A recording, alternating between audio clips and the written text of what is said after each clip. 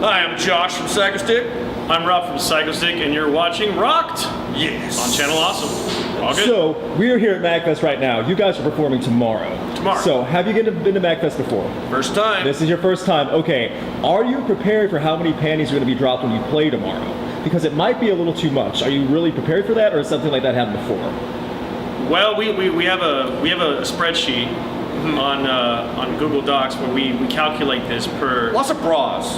Yeah, Okay. bras and Bras panties. and phone There's a bell curve that we calculate depending on how many people and the percentage of the audience who wears panties or bras based off of the amount of people. It's a lot of math. Don't want to get into it. The ratio of no pennies thrown to pennies thrown and bras thrown to not thrown has definitely increased over time. So I would consider that a success. Yes. So, you guys are moving up in the world by the mountain of underwear piling at your That feet. is the only way to measure success, from what I understand. So Yeah. I think Dr. Seuss said that. I think so. Yeah. Sounds about right. Yeah. So, you guys, the last time we heard like a new album for you was Revenge of the Vengeance. Do you guys have new music coming out? Do you have plans for a new album We in are the future? always writing and That's always conceptualizing stuff. We've been writing and recording the past most of January. Yes, we're always working on new stuff. We have our own recording studio now that was funded by fans a couple years ago, and we can record whatever we want, whenever we want. We've been putting on like just random songs, covers. We did Mega Man. We covered Bill Nye the Science Guy Nice. and the Doom song because we can. Yeah. But yeah, You guys we're are always putting have, out- there's, yeah. there's more coming in the future from you guys, and that's what people want to know. Our goal is to be putting out stuff regularly, like a YouTube channel should. Yeah. You know? Just because this is a hot topic now, like doing all your stuff on YouTube, is this a hassle for you guys to put your own music on YouTube also? Because this is a big deal for movie producers, reviewers, animators, like getting flagged for nonsensical things that they can't get monetized for. Are you guys getting hit by this too? We do. You know more about this, but I will say that it is frustrating whenever we work really hard on an album. We go through a label that licenses our music to distribute it. But they have to go through Warner in order to do that. So for some reason, there's a big gray area where YouTube gets confused and thinks that Warner owns the music that we actually own. But we actually own the music. It's in our contract. That's one of the main reasons we went with the label that we did, is they let us own the rights to our own music. Right. And it's kind of That's a gift. It's kind of a kick in the dick whenever you like can't even like put up your own music on YouTube without YouTube being like, you can't do that. That's not your song.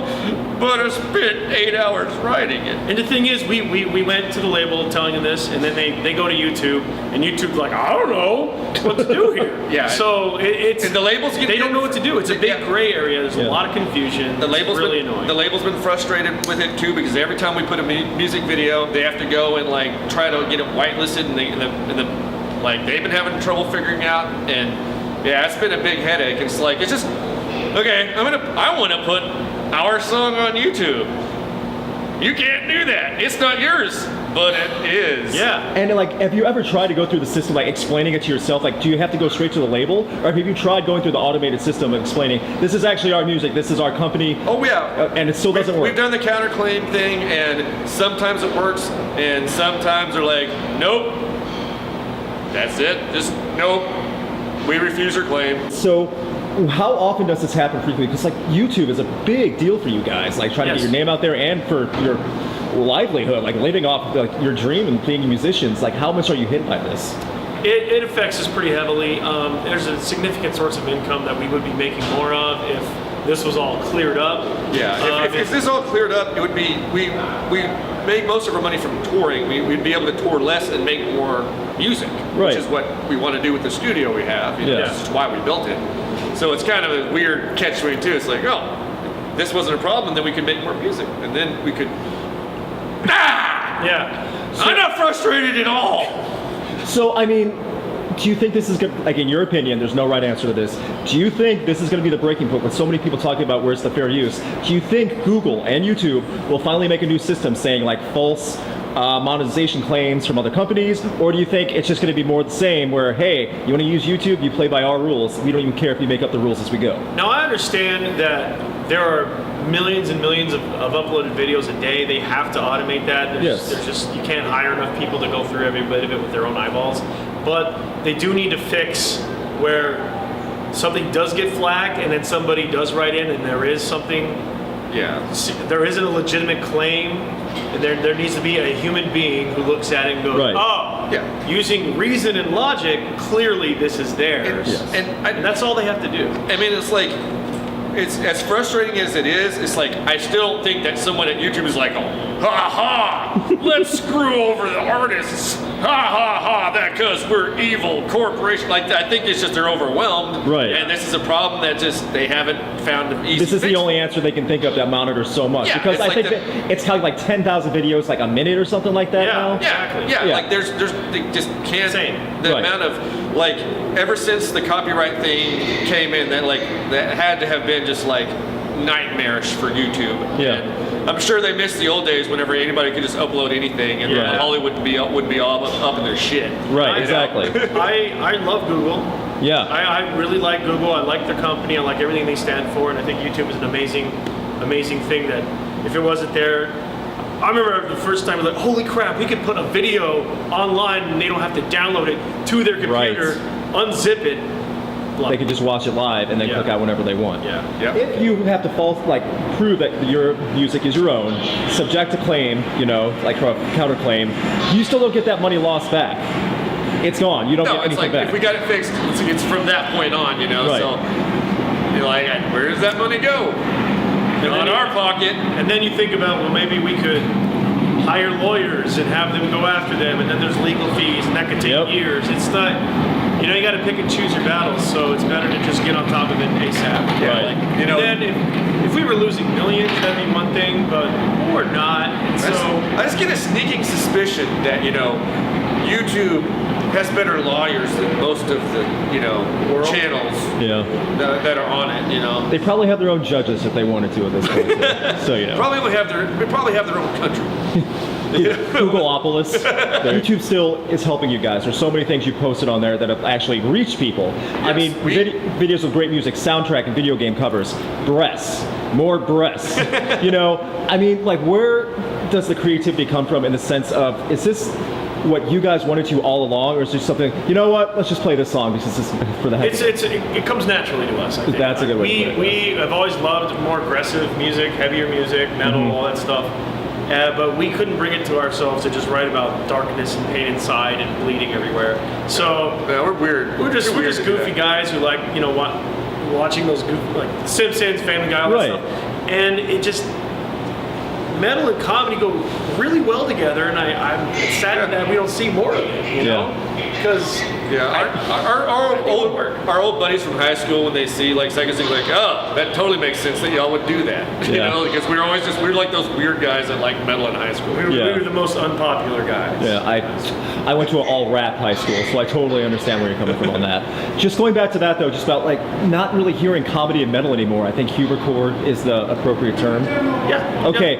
Do you think there's ever going to be a place for that on radio? Just basically, because you guys have had songs on the radio before, which is awesome, by the way.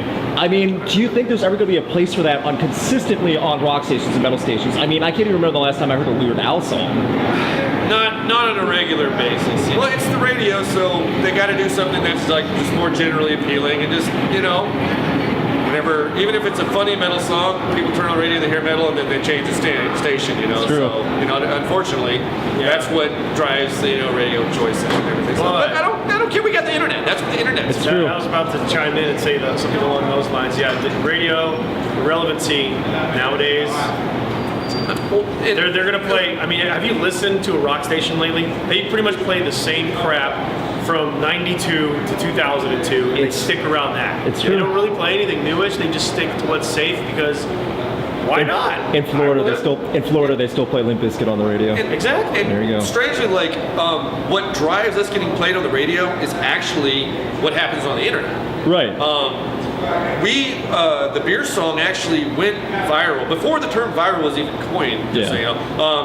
Back in 2006, and then radio stations started hitting us up because they saw it on the internet, and then they wanted to play it. And we've had that happen several times now. Whenever we have something do really, really well, then radio stations and and like XM Radio. They're like, hey, you know, we're playing your song. Right. We saw the video online. We've been playing the song. It's doing really well. We'd like to interview you. So the internet was what drives it all for us, and that's why it's always been the internet. And that's why we've been pushing the YouTube angle, because that's how we got our start, and that's where it got us where we are. Like we got our start through the internet. Yeah. And back whenever I didn't know you could do that. Like, yeah, I never knew a band did that until it happened to us. It's like, this is cool. Yeah. This internet thing can do stuff for bands. Now, And not only that, it's instant and it's not going anywhere. Yeah. I can watch your video whenever I want. You can watch mine whenever I want, and it's the internet, so we don't have to worry about it shutting down tomorrow or a radio station changing their genre just because someone else chooses to. Yeah. And there's another interesting thing I kind of want to bring up. Facebook, the way it works now, is a little frustrating, and I'm not sure where things are going to go from here on out. But if you want to post, we have 150-ish thousand fans on our page. So we want to post, say, a funny photo, Right. or anything like Or that. a music video that we worked hours and hours on. Yeah, we have to pay Facebook money To reach the people that to reach want to a hear percentage of the people that want to know, that want to hear That already follow you. that are already following us. On my personal page, I have something like 6,000-ish. Right. I posted a photo or link to my Twitch stream. 35 people saw it. Yeah. So, I mean, it's- I don't like the direction that's going, and I hope that someone comes along and smashes Facebook. Smash! I mean, okay. Facebook's been around since 2004, roughly. Roughly, yeah. It Okay. didn't really take off till like. Do you think that'll Can I make a confession? Yeah. I miss MySpace. It's so much better for bands than MySpace Facebook. was better for bands. Were you guys on did you guys hop on in 2012 or so when they tried to relaunch MySpace, like just for music? It actually was okay. Like it actually showcased musicians, followed everything really well, synced up all the bands you like with other people. It was all about the music. The problem, only like probably 1% of Facebook users actually switched over to MySpace, and it was like a graveyard. No one went there, no one wanted to touch it, and it just died out again. Oh, poor Justin Timberlake. What's he gonna do? Count his money in his Scrooge McDuck money pit, probably. Probably, yeah. Okay, so just while you're here at MagFest, like just more lighthearted, what are some of the things that you've seen so far that you really love? Like just walking through the halls, at the like just Oh at the vendor my God. I station? love the indie game room. Okay. That was gonna be the first thing I was. Indie games is Yes. I wanna preempt something. Indie gamers are amazing. We over the past long time, years and years, we've been wanting to make a Psychostick video game. Okay. And that's starting to become more of a possibility now that we're seeing how it works, understanding it, because we've been busy touring and writing albums and songs and everything. We've never been able to try that. Yeah. But we've always wanted to. We started developing it in 2002. a little Okay. bit, and then it just went on hold, and now we're like, okay, this is something, because it was not. It would have been a complete flop if we put it out there. Do you guys have like a name? Do you have any more information on what you can talk about the game so far? We got a Facebook page for it. Okay. Plugquest. PLUH Quest. Okay. All one word. Gotcha. Plugquest.com, Facebook.com/Plugquest, Twitter.com/Plugquest.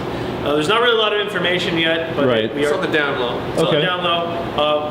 It's stupid, man. It's such a stupid game. It's basically, if you like Psychostick's music and you like video games, you will like this video game. Well, that Same sounds style of genius to humor. me. I don't know where the stupid's coming in. We're hoping, we can't promise anything, but Right. we're hoping to have something to showcase at some point. There's no, when it's done, it's done. Yeah. That's all we have. So Awesome. Something possible, really good in the future. hopefully, yeah. That's what we're So going for. it's really cool to be here at MagFest and see all these indie gamers, and I was Yes. just talking with them and getting information, and it was so cool to see that now. What's amazing is how many parallels that I see between being an independent game developer and being an independent band or an independent YouTube channel. Yes. It's like there's a lot of the same battles. Just being an independent creator, like I had no idea there's so many parallels. Like everything from like Kickstarter bullshit to like to like bugging your friends and family to For like money. check out your thing. Yep. You know, like It is It's almost ongoing, exactly, too, yeah. It is almost exactly the same. Because the panel last night we were watching, these developers were talking about all the they call it gamer or developer real talk or something like that. And there's like, oh yeah, Kickstarter, you gotta think about your physical products. I'm like, did that. Yeah. And I'm sitting here, it's not. And then I learned a couple of things, but I'm like, I knew all this just from doing the band crap. And like, we Gotcha. got this. We can totally do this. It's true, and you've been doing it way before, like it really started becoming like a huge problem in the public eye. Right. So that's a big step for you too. Yeah, right. Also, just on a random question for MagFest, a lot of cosplayers running around. Yep. Any of them catch your eye so far? Yep. Any favorites I so saw far? a Samus Okay. cosplay that was immaculate, like parts that lit up and everything. Nice. And it was great. The walking L Tetris pieces. Probably. I was in it! Oh my god. I got a video I want to see. Oh yeah, we're gonna need to see just really quick. Yeah. I want to pull it up. I want you to like just show you. Show it on the camera? Yeah, I want to Yeah. show Oh, it yeah. on the camera. No, I'm gonna. Okay. Okay. Excited. On a side note, I just want to put in there, my favorite cosplayer was a sexy R2D2. Yeah. right. Not only was she wearing the dress and the little helmet, she had wheels on her feet, so she scooted around. There she goes. Nice. I didn't hear. I got a feeling she has a lot of guys chasing after her though, in like this weird droid fetish. So this is the place for it though. Well, hey, you know, she kind of brought that up on herself. Yeah, I guess. You know, there's Good for her though. Exactly. I'm starting to appreciate the art of cosplay though. Yeah. Some of these people creativity. Yeah, that's what's awesome. Wow. Okay, really quick to wrap up. Just one final thing. If you had a message to get to people trying to do what you're doing, trying to get your name out there, trying to be successful, actually making your name for yourself, like you guys already have. If you guys had that to your, say, high school age, or yourselves, like just put yourself like when you're 18, what would you want to hear? What would that be? Well, the most important thing is that you're putting out a labor of love. You're doing what you enjoy first and foremost. And it's okay to try something and realize that it's not for you and then try other things. Don't like make it because you love it, not because like you're gonna be not worth something if it doesn't do well. Like don't be attached if it does well or not, because you can't control whether the thing you make is gonna do well or not. You can't. Yep. No one, if everyone knew how to like guarantee that something was gonna become a hit song or a hit video, they'd be all doing it. But so just do it because you love it. And if you love it, then hopefully someone else will love it too. And that's been pretty much true. People are generally very smart about that. They can tell when something that is created is filled with just love. Right. Which is lame sounding, but it's true. You can tell when somebody is really passionate about something and puts out, like, I don't know, a painting or a video game or a song Or a movie. Yeah. And everybody who was working on it or whatever, you can tell that they really enjoy creating it, as opposed to somebody who's just churning something out. And then it gets taken down from YouTube. And so Then it gets taken down. Yeah. And then your soul is scorched, and then you go into a mild depression. I mean, I love the Shovel Knight story, Yeah. which those guys, they working at this horrible game company, and they all just like left and started it because they wanted to make it. And the game is what was my favorite game? Was it came out in 2015, Love that 2014? It's one of the top-rated indie games in the past 10 years. Yeah, Yeah, it's fantastic. absolutely. And they deserve every pixel of success Nice. from that, because That's the new business term and currency, pixel. yeah. Awesome. Seriously, just people can tell when you do it and you love it. Awesome. And if you're just putting yourself through the grind, then people will also tell. That's great advice. So you guys are playing tomorrow. You guys excited for it? Yeah. A message to the ladies if they need to be prepared. Yeah, well, you know, just wear 2 layers of panties, I guess. Just to be safe. In And case one falls down, you're still set. Safety first. Back to playing. Hey guys, Psychostick is going on tour this spring. Check out their dates on their Facebook page and give the Facebook page a like too. You can also find Plug Quest with its own Facebook page as well. Please check those out. Please subscribe to this channel, it really helps out a ton. You can follow me on Twitter and Instagram at Rocked Reviews, and you can check out my last album review of Anthrax's For All Kings by clicking here or the YouTube card.